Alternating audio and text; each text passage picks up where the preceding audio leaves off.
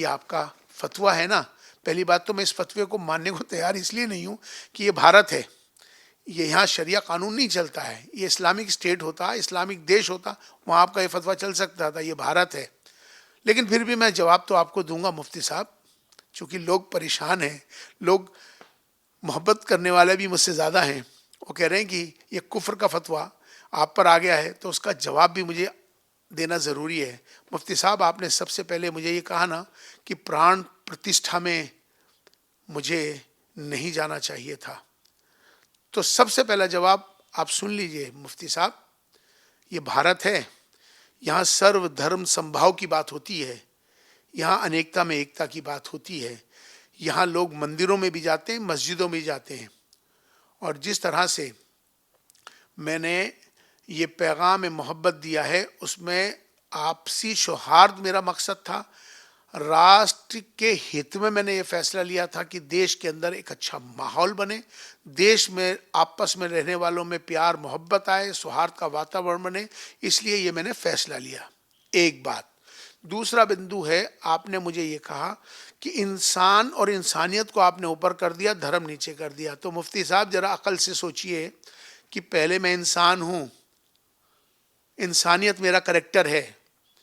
इंसानियत ये कहती है कि धर्म की सबके इज्जत करो, सबका आदर सम्मान करो, सारे धर्मों का, सारे महापुरुषों का आदर सम्मान करो और दया का भाव रखो, किसी को बुरा ना करो, अच्छा करो। ये करेक्टर होता है, उसे इंसानियत कहते हैं। इंसान का काम क्या है? वो इंसान जो सबसे पहले मैं अच्छा मुसलमान जब ही बन सकता हूं मुफ्ती साहब कि जब मैं एक अच्छा इंसान हूं। मैं एक अच्छा हिंदू तभी बन सकता हूं कि जब मैं एक अच्छा इंसान हूं। तो इसलिए मैंने इंसान और इंसानियत को ऊपर रखा था। आपको पसंद नहीं आई, ये आपकी प्रॉब्लम है।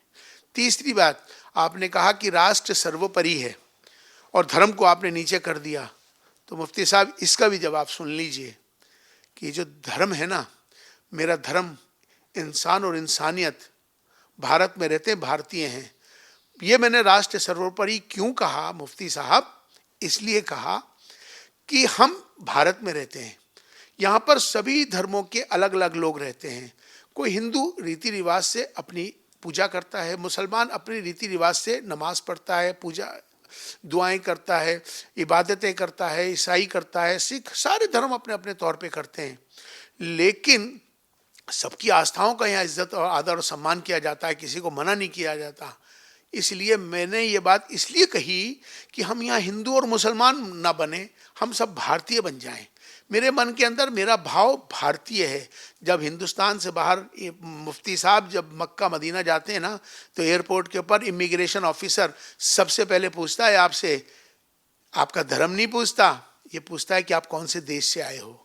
इसलिए मैंने राष्ट्र को ऊपर रखा था, इसलिए हम सब भारतीय हो जाएं।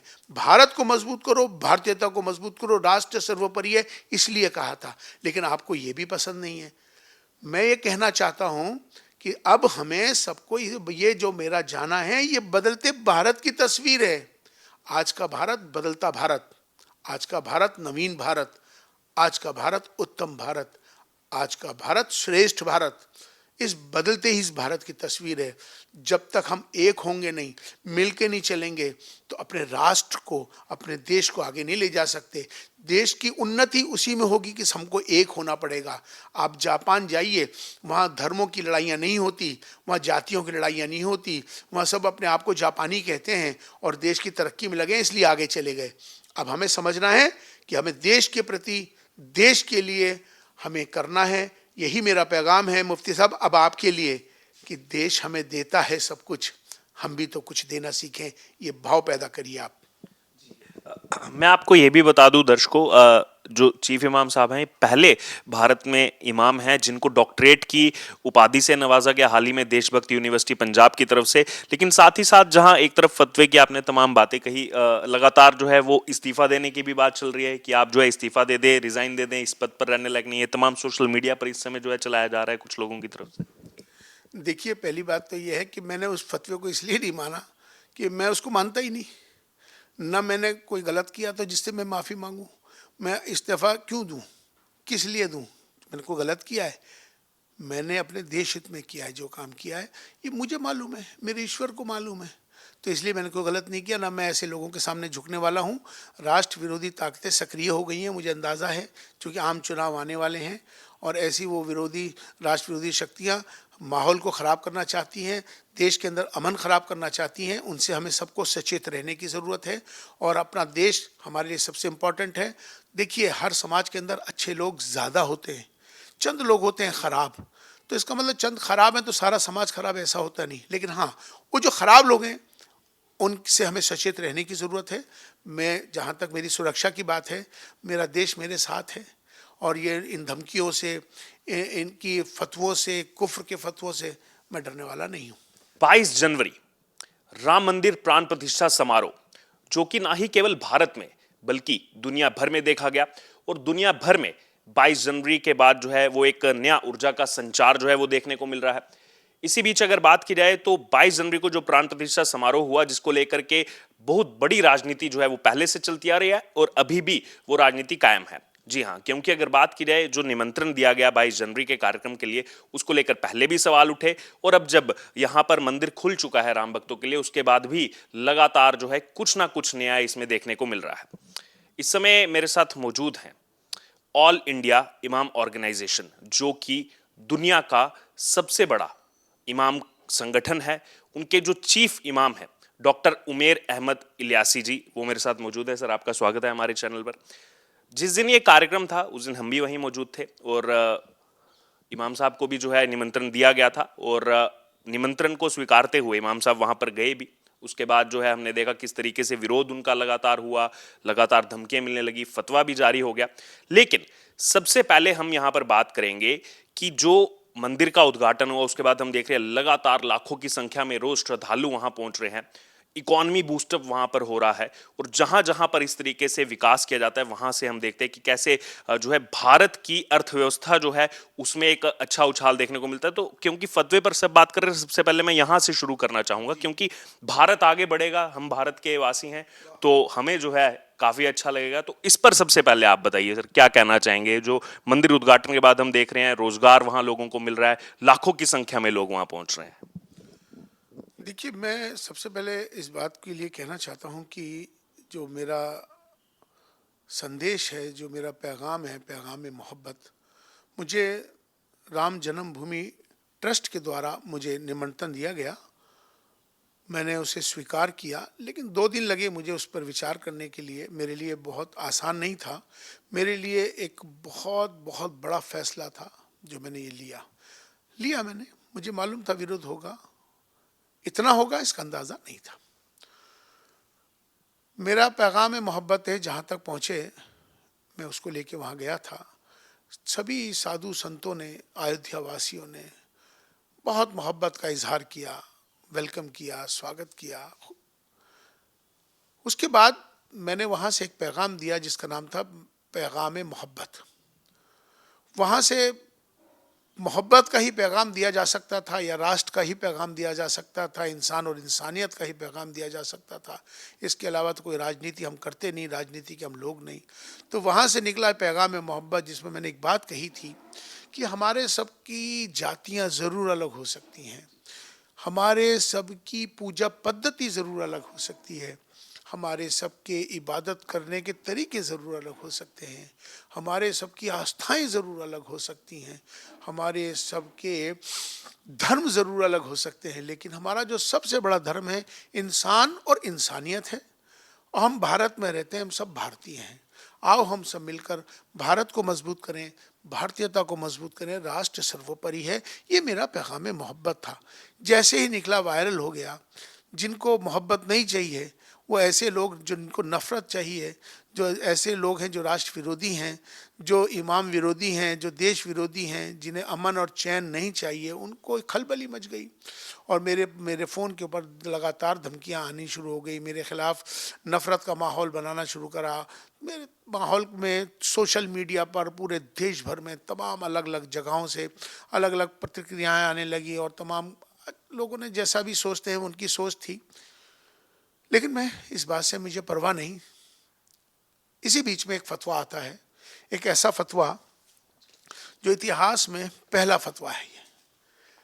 ये इमाम और चीफ इमाम के लिए इतिहास का पहला फतवा। इस फतवे में जो मैंने बात कही, इंसान और इंसानियत और राष्ट्र सर्वोपरि है, प्राण प्रतिष्ठा, तो 3 सवाल हैं जो आपके माध्यम से देना चाहता हूं। क्योंकि लोग, पूरे देश को पता चल गया कि इमाम साहब के लिए कुफ्र का फतवा जारी हो चुका है। आपके चैनल के माध्यम से मैं मुफ्ती साहब को भी, और जो मुसलमान हैं, जो हिंदूज हैं, जो बड़े कंफ्यूज हो रहे हैं, समझ नहीं आ रहा ये फतवा ऐसा क्यों दे दिया, तो आपके माध्यम से एक अच्छी बात चली जाए कि इसके 3 बिंदु हैं। मैं आपके चैनल के माध्यम से तमाम मुफ्ती साहब जिन्होंने ये फतवा जारी किया है, ये मुफ्ती साहब आप भी देख लीजिए, मैं आपके लिए भी है, आपका इसी के जवाब दे रहा हूं मैं आपके इन 3 बिंदुओं का। आप सुन लीजिए ध्यान से। मुफ्ती साहब, आपने पहला मुझसे ये कहा है कि आप प्राण प्रतिष्ठा में एज ए चीफ इमाम और इमाम होने के नाते नहीं जा सकते, आपने इस्लाम के विरुद्ध काम किया है। दूसरा आपका बिंदु है कि आपने इंसान और इंसानियत को सर्वोपरि कहा है, धर्म को नीचे कर दिया है। तीसरा बिंदु मुफ्ती साहब आपका यह है कि आपने कहा है कि धर्म को नीचे कर दिया, राष्ट्र सर्वोपरि कर दिया। तो मुफ्ती साहब आप जवाब भी सुन लीजिए, ये आपका फतवा है ना। पहली बात तो मैं इस फतवे को मानने को तैयार इसलिए नहीं हूँ कि ये भारत है, ये यहाँ शरिया कानून नहीं चलता है, ये इस्लामिक स्टेट होता, इस्लामिक देश होता, वहाँ आपका ये फतवा चल सकता था। ये भारत है। लेकिन फिर भी मैं जवाब तो आपको दूंगा मुफ्ती साहब, चूँकि लोग परेशान हैं, लोग मोहब्बत करने वाले भी मुझसे ज़्यादा हैं, वो कह रहे हैं कि ये कुफ्र का फतवा आप पर आ गया है, तो उसका जवाब भी मुझे देना ज़रूरी है। मुफ्ती साहब, आपने सबसे पहले मुझे ये कहा ना कि प्राण प्रतिष्ठा में मुझे नहीं जाना चाहिए था, तो सबसे पहला जवाब आप सुन लीजिए मुफ्ती साहब। ये भारत है, यहाँ सर्व धर्म समभाव की बात होती है, यहाँ अनेकता में एकता की बात होती है, यहाँ लोग मंदिरों में भी जाते हैं, मस्जिदों में भी जाते हैं। और जिस तरह से मैंने ये पैगाम मोहब्बत दिया है, उसमें आपसी सौहार्द मेरा मकसद था। राष्ट्र के हित में मैंने ये फैसला लिया था कि देश के अंदर एक अच्छा माहौल बने, देश में आपस में रहने वालों में प्यार मोहब्बत आए, सौहार्द का वातावरण बने, इसलिए ये मैंने फैसला लिया। एक बात। दूसरा बिंदु है, आपने मुझे ये कहा कि इंसान और इंसानियत को आपने ऊपर कर दिया, धर्म नीचे कर दिया। तो मुफ्ती साहब जरा अकल से सोचिए कि पहले मैं इंसान हूँ, इंसानियत मेरा करेक्टर है। इंसानियत ये कहती है कि धर्म की सबके इज्जत करो, सबका आदर सम्मान करो, सारे धर्मों का, सारे महापुरुषों का आदर सम्मान करो, और दया का भाव रखो, किसी को बुरा ना करो, अच्छा करो। ये करेक्टर होता है, उसे इंसानियत कहते हैं। इंसान का काम क्या है? वो इंसान जो सबसे पहले, मैं अच्छा मुसलमान जब ही बन सकता हूं मुफ्ती साहब कि जब मैं एक अच्छा इंसान हूं। मैं एक अच्छा हिंदू तभी बन सकता हूं कि जब मैं एक अच्छा इंसान हूं। तो इसलिए मैंने इंसान और इंसानियत को ऊपर रखा था। आपको पसंद नहीं आई, ये आपकी प्रॉब्लम है। तीसरी बात, आपने कहा कि राष्ट्र सर्वोपरि है और धर्म को आपने नीचे कर दिया। तो मुफ्ती साहब इसका भी जवाब सुन लीजिए कि जो धर्म है ना, मेरा धर्म इंसान और इंसानियत, भारत में रहते हैं, भारतीय हैं। ये मैंने राष्ट्र सर्वोपरि क्यों कहा मुफ्ती साहब? इसलिए कहा कि हम भारत में रहते हैं, यहाँ पर सभी धर्मों के अलग अलग लोग रहते हैं। कोई हिंदू रीति रिवाज से अपनी पूजा करता है, मुसलमान अपने रीति रिवाज से नमाज पढ़ता है, पूजा दुआएं करता है, इबादतें करता है, ईसाई करता है, सिख, सारे धर्म अपने अपने तौर पे करते हैं। लेकिन सबकी आस्थाओं का यहाँ इज्जत और आदर और सम्मान किया जाता है, किसी को मना नहीं किया जाता। इसलिए मैंने ये बात इसलिए कही कि हम यहाँ हिंदू और मुसलमान ना बने, हम सब भारतीय बन जाएं। मेरे मन के अंदर मेरा भाव भारतीय है। जब हिंदुस्तान से बाहर मुफ्ती साहब जब मक्का मदीना जाते हैं ना, तो एयरपोर्ट के ऊपर इमिग्रेशन ऑफिसर सबसे पहले पूछता है आपसे, आपका धर्म नहीं पूछता, ये पूछता है कि आप कौन से देश से आए हो। इसलिए मैंने राष्ट्र को ऊपर रखा था। इसलिए हम सब भारतीय हो जाएं, भारत को मजबूत करो, भारतीयता को मजबूत करो, राष्ट्र सर्वोपरि है, इसलिए कहा था। लेकिन आपको ये भी पसंद नहीं है। मैं ये कहना चाहता हूं कि अब हमें सबको ये जो मेरा जाना है, ये बदलते भारत की तस्वीर है। आज का भारत बदलता भारत, आज का भारत नवीन भारत, आज का भारत उत्तम भारत, आज का भारत श्रेष्ठ भारत। इस बदलते ही इस भारत की तस्वीर है। जब तक हम एक होंगे नहीं, मिलके नहीं चलेंगे, तो अपने राष्ट्र को, अपने देश को आगे नहीं ले जा सकते। देश की उन्नति उसी में होगी कि हमको एक होना पड़ेगा। आप जापान जाइए, वहाँ धर्मों की लड़ाइयाँ नहीं होती, वहाँ जातियों की लड़ाइयाँ नहीं होती, वहाँ सब अपने आप को जापानी कहते हैं और देश की तरक्की में लगे, इसलिए आगे चले गए। अब हमें समझना है कि हमें देश के प्रति, देश के लिए हमें करना है। यही मेरा पैगाम है मुफ्ती साहब अब आपके लिए, कि देश हमें देता है सब कुछ, हम भी तो कुछ देना सीखें। ये भाव पैदा करिए आप। मैं आपको ये भी बता दूं दर्शकों, जो चीफ इमाम साहब हैं पहले भारत में इमाम हैं जिनको डॉक्टरेट की उपाधि से नवाजा गया हाल ही में देशभक्त यूनिवर्सिटी पंजाब की तरफ से। लेकिन साथ ही साथ जहां एक तरफ फतवे की आपने तमाम बातें कही, लगातार जो है वो इस्तीफा देने की भी बात चल रही है कि आप जो है इस्तीफा दे दें, रिजाइन दे दें, इस पद पर रहने लायक नहीं है। तमाम सोशल मीडिया पर इस समय जो है चलाया जा रहा है कुछ लोगों की तरफ से। देखिए, पहली बात तो यह है कि मैंने उस फतवे को इसलिए नहीं माना कि मैं उसको मानता ही नहीं, ना मैंने कोई गलत किया तो जिससे मैं माफ़ी मांगूं। मैं इस्तीफ़ा क्यों दूं, किस लिए दूं? मैंने कोई गलत किया है? मैंने अपने देश हित में किया है जो काम किया है, ये मुझे मालूम है, मेरे ईश्वर को मालूम है। तो इसलिए मैंने कोई गलत नहीं किया, ना मैं ऐसे लोगों के सामने झुकने वाला हूँ। राष्ट्र विरोधी ताकतें सक्रिय हो गई हैं, मुझे अंदाज़ा है, क्योंकि आम चुनाव आने वाले हैं और ऐसी वो विरोधी, राष्ट्र विरोधी शक्तियाँ माहौल को ख़राब करना चाहती हैं, देश के अंदर अमन ख़राब करना चाहती हैं। उनसे हमें सबको सचेत रहने की ज़रूरत है और अपना देश हमारे लिए सबसे इम्पोर्टेंट है। देखिए, हर समाज के अंदर अच्छे लोग ज़्यादा होते हैं, चंद लोग होते हैं ख़राब। तो इसका मतलब चंद खराब हैं तो सारा समाज खराब, ऐसा होता नहीं। लेकिन हाँ, वो जो खराब लोग हैं उनसे हमें सचेत रहने की ज़रूरत है। मैं, जहाँ तक मेरी सुरक्षा की बात है, मेरा देश मेरे साथ है और ये इन धमकियों से, इनकी फतवों से, कुफ्र के फतवों से मैं डरने वाला नहीं हूँ। अच्छा, इसी बीच आपने जैसे चुनाव का जिक्र किया, चुनाव आ रहा है, बेहद नजदीक है, ये भी कहा जा रहा है लोगों की तरफ से कि जो आप प्राण प्रतिष्ठा समारोह में शामिल हुए तो अपने आप को अपनी गुडविल दिखाने के लिए, मोदी जी के साथ अच्छे टर्म्स बनाने के लिए, बाकी जो है यहाँ पर विश्व हिंदू परिषद के साथ अच्छा बनने के लिए जो है आप वहाँ पर गए। देखिए, मुझे यही तो पैगाम हमें देना है सबको, कि जब तक हम, आपके मेरे मन में एक ही भाव नहीं आएगा राष्ट्र का, हमारे राष्ट्र की उन्नति नहीं हो सकती। हम इन चीज़ों से ऊपर जाना है। हमें राजनीति या किसी को खुश नहीं करना है, हमें खुश करना है ईश्वर को। हमें अपने देश के प्रति आगे बढ़ना है। हमारा मकसद हमारा देश होना चाहिए, हमारे देश की उन्नति होनी चाहिए। हमें एक अच्छा भारतीय बनना है और सबको मिलकर आगे जाना है। क्योंकि मेरा एक ही मकसद है कि हम ये हिंदू, मुस्लिम, ईसाई, सिख, इनमें आपस में हम इनमें बट गए, जातियों में, धर्मों में बट गए। अरे भाई, उससे ऊपर उठ के भारतीय बनना है। अब भारतीय बनने की बात हो रही है, अब एक सिलसिला शुरू हुआ है भारतीय बनने का। जिस वक्त हम भारतीय बन जाएंगे, हमारा भारत विश्व गुरु बन जाएगा। मैं आपको सच कह रहा हूँ। इस बीच जो आपकी अभी स्टेटमेंट आई थी फतवा आने के बाद कि जिन लोगों को मैं पसंद नहीं हूं या फिर जो लोग लगातार ये बातें कर रहे हैं वो पाकिस्तान चले जाएं, उस पर भी काफ़ी ज़्यादा जो है सोशल मीडिया पर प्रतिक्रियाएं दी जा रही हैं कि आप क्यों हमें बताएंगे कि हम पाकिस्तान जाएं, कहाँ जाएं। तो उस पर क्या कहना चाहते हैं? दरअसल मैंने उन लोगों के लिए कहा था जो जो मुझसे नफरत का मतलब देश से नफरत करने वाले लोग हैं, जो राष्ट्र विरोधी लोग हैं।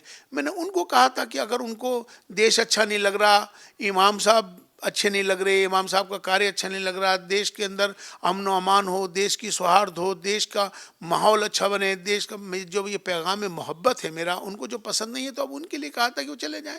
अब जहाँ उनको खुशी मिले, जहाँ उनको अच्छा पैगाम मिले, वहाँ चले जाएं।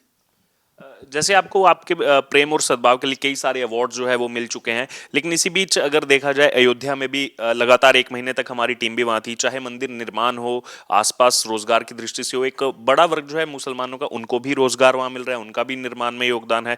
और बहुत अधिक संख्या में भी मैं कहूँ तो मुस्लिम वहां पहुंच रहे हैं। अब जैसे एक मैं जिक्र करना चाहता हूँ, 40 दिन में पैदल चल करके शबनम शेख जो है वो मुंबई से वहां पहुंची, उनके खिलाफ भी फतवे जारी हुए। अमेठी में मुस्लिम महिलाओं ने ही रोकने का प्रयास किया कि ये क्या कर रहे हैं आप, गलत है। देखिए, ये डेमोक्रेसी है और जिसके अंदर भी कोई किस तरह से जाता है आता है, वो उसकी अपनी भावनाएं हैं, अपनी आस्थाएं हैं, अपनी मोहब्बतें हैं।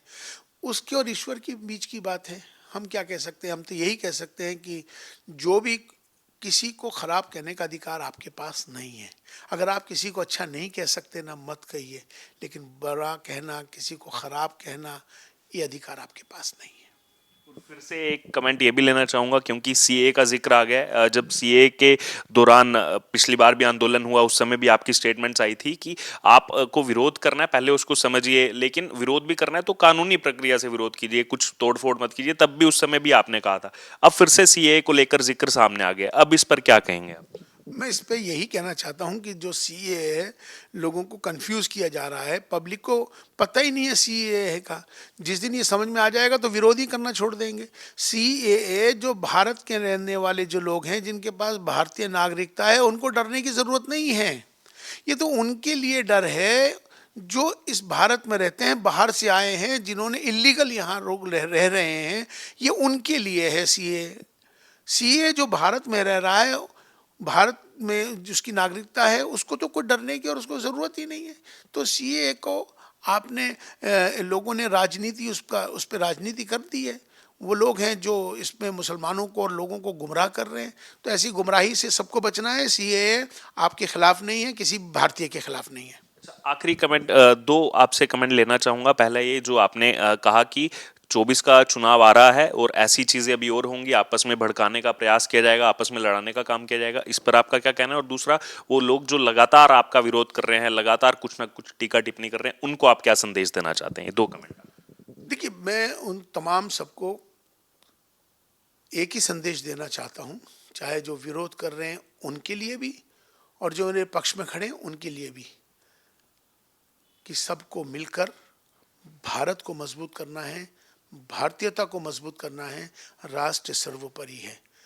आज दुनिया भर में तमाम देश इस समय अपने देश के लिए, अपने लिए आगे बढ़ रहे हैं। तो हमें भी इन जातियों से, धर्मों से, इन सब से ऊपर उठकर एक होना है। वो होना है भारतीय होना है। हम भारतीय बन जाएंगे, हमारा देश आगे जाएगा। हम तो आज करके चले जाएंगे, आने वाले वक्त में हमारा देश ही रह जाएगा। जो करके जाएंगे वो आने वाले वक्त के लिए, आने वाली जनरेशन को फ़ायदा पहुंचेगा। इसलिए धर्मों से, जातियों से ऊपर उठकर भारत और भारतीयता की बात करो, यही मेरा पैगाम है। क्योंकि जैसे मैंने कहा कि 5.5 लाख इमाम जो हैं वो इस पूरे संगठन में आते हैं और भारतीय मुसलमानों को रिप्रेजेंट करते हैं, तो क्या संदेश देना चाहेंगे उनको भी? जैसे जो मैंने पूछा कि अब जो आपस में जो है यहाँ पर कुछ कन्फ्लिक्ट पैदा करने का प्रयास किया जाएगा, भड़काने का प्रयास किया जाएगा कि चुनाव नजदीक आ रहा है, तो उस नाते जो है कई सारे प्रयास किए जाएंगे। देखिए, चुनाव का आना और जाना सिलसिला है, यहाँ डेमोक्रेसी है। लेकिन तुम्हें हमेशा एक ही बात याद रखनी है कि हमें अपने देश, अपना अमन, अपना भाईचारा जो देश का है, सबको उसको बचा के रखना है। देश के अंदर सौहार्द का वातावरण बना के रखना है और मिलजुल कर भारत को मजबूत करना है, भारतीयता को मजबूत करना है।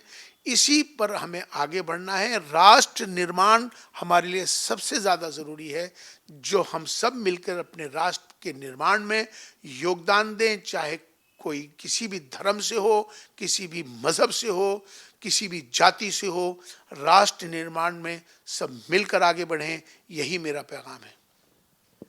तो ये आपने सुना हमारे साथ ऑल इंडिया इमाम ऑर्गेनाइजेशन, जो कि दुनिया का सबसे बड़ा इमामों का संगठन है, उनके चीफ चीफ इमाम साहब जो हैं डॉक्टर उमेर अहमद इलियासी, उन्होंने तमाम जो है वो अपनी प्रतिक्रियाएं दी, अपनी जो है राय रखी। जो फतवा जारी किया गया 22 जनवरी को राम मंदिर प्राण प्रतिष्ठा समारोह में शामिल होने के बाद, जो कुछ यहाँ पर लोगों की तरफ से जो माहौल बनाने का प्रयास किया जा रहा है, उन तमाम मुद्दों पर अपनी बातचीत रखी और साथ ही साथ ये भी कहा कि हम कुछ भी करें, कहीं भी रहें, किसी भी जाति धर्म से आते हो, सबसे पहले देश के बारे में सोचना चाहिए, सबसे पहले भारत के बारे में सोचना चाहिए, क्योंकि राष्ट्र निर्माण होगा, देश का निर्माण होगा, भारत आगे बढ़ेगा तो हम सब भारतीय जो है आगे बढ़ेंगे। अब आपका क्या कहना है इस पूरी वार्तालाप में? आपकी जो भी प्रतिक्रिया हो, जो भी राय हो, आप जरूर हमारे साथ शेयर करें और बने रहें प्यारा हिंदुस्तान के साथ।